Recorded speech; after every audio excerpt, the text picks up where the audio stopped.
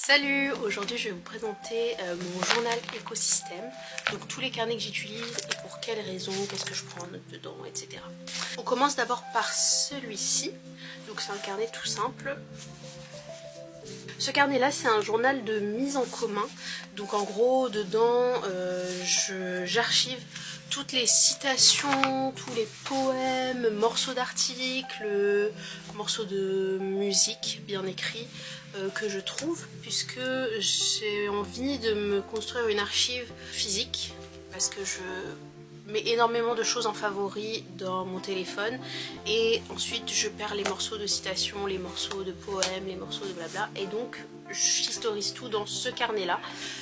Le deuxième carnet c'est celui-ci, donc c'est un tout petit carnet. Dans ce carnet je mets plusieurs choses, donc je mets dans un premier temps donc c'est une sorte de continuité du grand carnet que j'ai montré juste avant, mais celui-là je peux l'emmener partout et je l'emmène partout, il est tout le temps dans mon sac.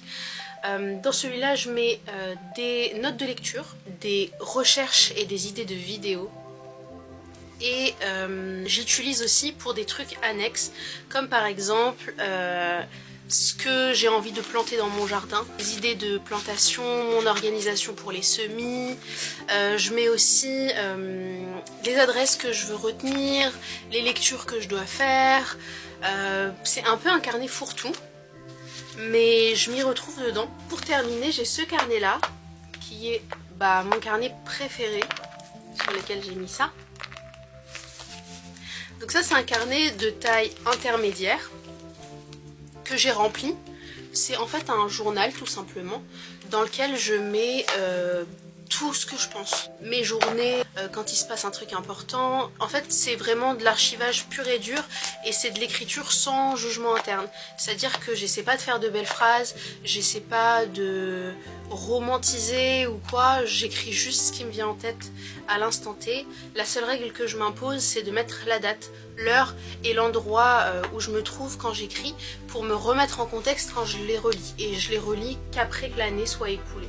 Donc celui-ci c'est celui de 2025 et du coup mon carnet de 2026 il est dans un format un peu plus grand mais c'est toujours la même édition et je le trouve magnifique.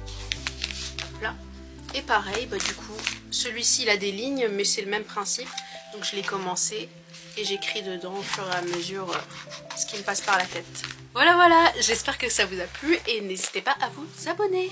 Bye!